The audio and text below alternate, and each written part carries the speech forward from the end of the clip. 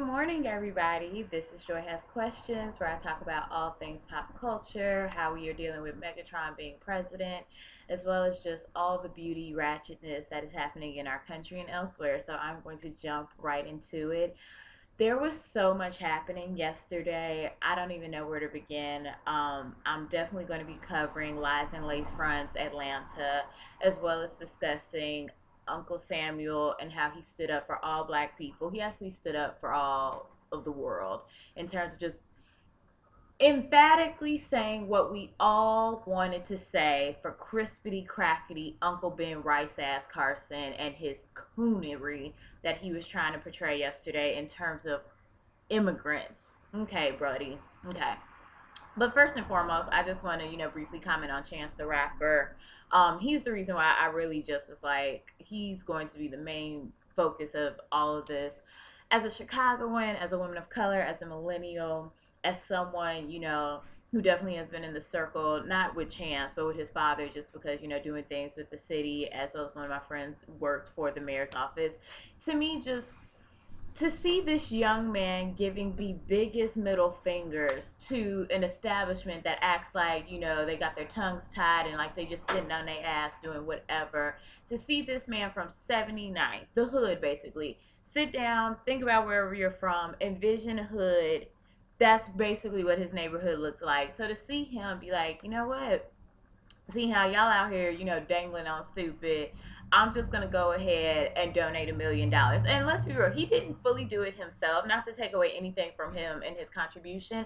What he did is it was a smart business move. He knows he's popular. He knows everyone is gonna come see his concert. So he got an advance on his ticket sales as well as the fact that he got independent promoters and other businesses to partner with him and to sponsor him in doing this. So he literally pulled on the community and leaned upon them to help accomplish this. Amazing. And now this morning, what do we see? Derrick Rose is donating $1 million to after schools. This isn't a white thing, like, oh, well, look at what the city, hall wasn't doing, or look at what wasn't happening in Springfield. If you have money and you see an impoverished community, an impoverished situation, why can you not be the change that you want? There's no excuse. I don't care what's going on. We all know that government is about to blow up and they pussyfoot around real issues and situations. So literally do what you can. And don't think that, oh, well, I don't have $1 million. Hell, I don't have $10 right now. I'm waiting on that good paycheck tomorrow. But at the end of the day, I'm still looking at this and like, I can do something and I can make a difference. Doesn't matter where you start, but you have to start somewhere. I'm not trying to be on a soapbox because I know I have some other ratchet. It's gonna go downhill for after this. But that just really made me happy. Sorry, trains, buses. I got all the windows up. This air feels amazing. But that just made me really happy. What the, for real?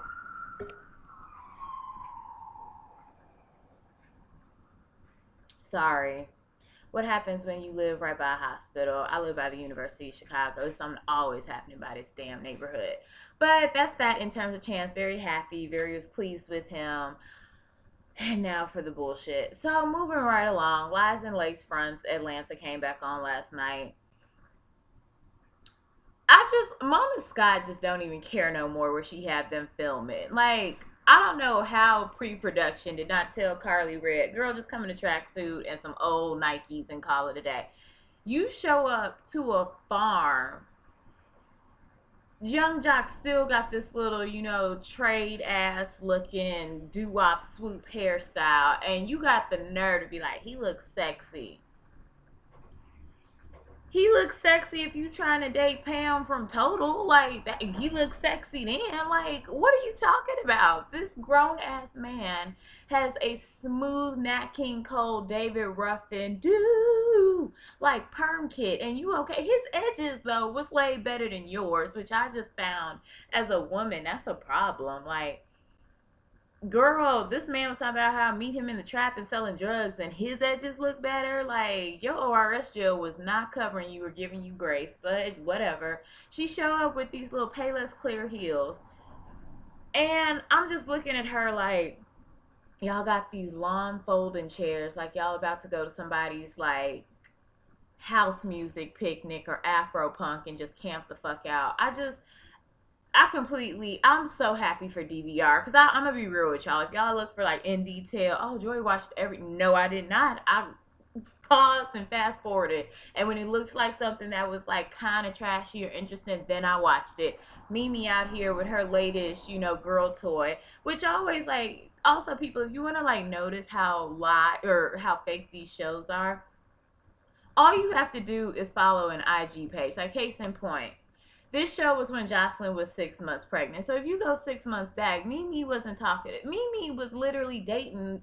Her name's Ty somebody. She's a really cute WNBA player. So I'm like, at the end of the day, this girl is still here for stunts and giggles. Like, you ain't taking her seriously. The thing is, your real girl wasn't about to endure this and probably didn't want her situation getting blown up like a true basketball player. So she was just like, yeah, no, we're together, but get one of them other studs to come front with you on the show because I'm not doing it.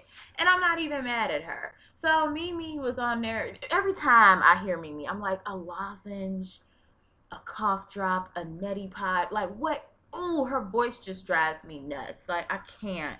So I watched her with closed captioning on. Jocelyn, I never have anything bad to say about Jocelyn just because Jocelyn, you may not like what she does, you may not like what she stands for. Sorry, another car.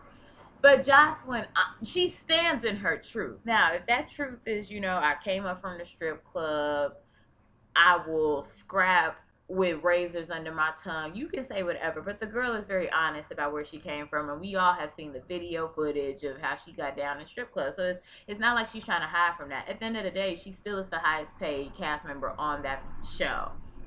And I don't know how much that you can verify Google net worth, so clearly don't go off of that. But according to Google, her net worth is 2 million, followed by Mimi, followed by Rashida, followed by Tammy Revere, followed by Tommy. So, and Carly Red is somewhere in the mix. I don't know, don't care. But that basically being said, the girl has made her money, has definitely found a lane for herself. And at the end of the day, the real is still running around trying to get her, to do guest spots because they need a new resident hood girl on the show since they got rid of Tamar. So I'm never going to knock her hustle. I'm tired of the Stevie storyline just because I look at it and I'm like, this is just so abusive and tragic. And now there's a real child. I could deal with these shows if they didn't involve real children. So then it's like, I be knowing these shows are fake like we all do. But then I'm like, but y'all like, it's not that fake because you still involve real children into these plot lines. It really is very toxic. Stevie J was looking like I have a Dawg Pound USA edition audition later on this afternoon, so I have to keep these pecs looking right. So he was like jumping rope like Apollo from Rocky, and I was just like, please. The highlight though for me, what I made sure to watch all of, was Kirk and Rashida for one reason.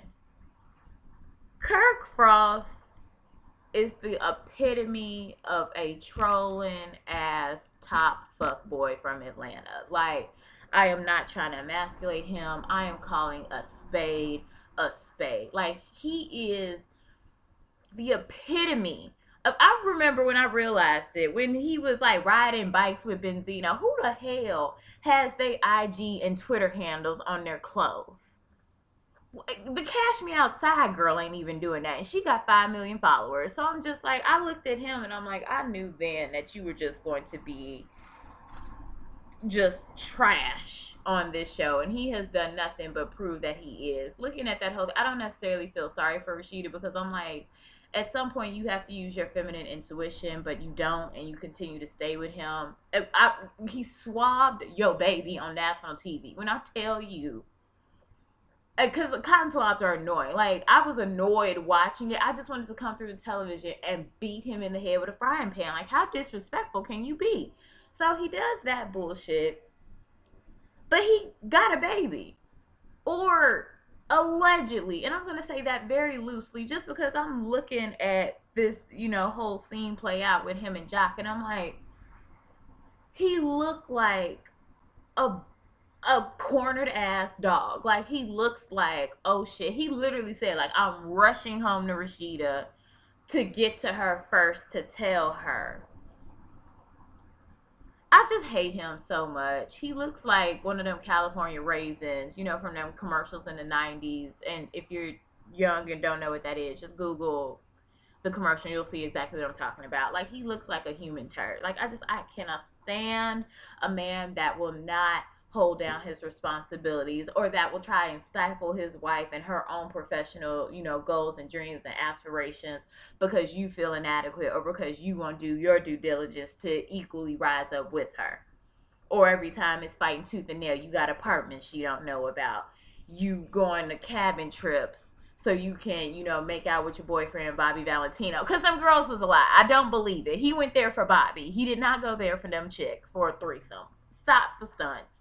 So I just looked at that whole situation. Then when I saw like the trailer, Miss Nikki Baby be in everybody's trailer, but I really feel out of everyone that Jocelyn's dealing with, she like her the most. Like, and vice versa. Miss Nikki Baby acts like she out here just, oh, I'm with Rosa. No, she really wants to be with Jocelyn, and I think vice versa. And at the end of the day, you got to meet people where they are, and I think they would be a cute couple. So have at it.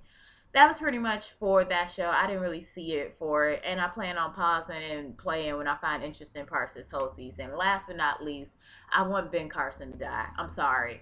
I don't mean like actively do something, because you know Big Brother is real. But if he happens to like eat, give me something he would eat. I want him to die by chicken. I want him to be trying to chew through a chalky chicken breast, not even a succulent wing. I want him to be trying to chew through chicken breast that's been boiled and sprinkled of seasonings of a white person who don't know how to season food. Not all white people, but just a white person who don't know how to do it.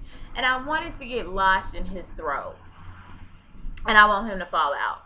And that's really hot, because I'm like, Oprah said it one time in terms of racist. She was like, if you are a racist and you're standing firm in your racism and you don't want to change, then you don't need to be here. Like, we trying to make moves and progress. I heard that and took it a step further. I don't want people to be like, well, Oprah never said that. She didn't.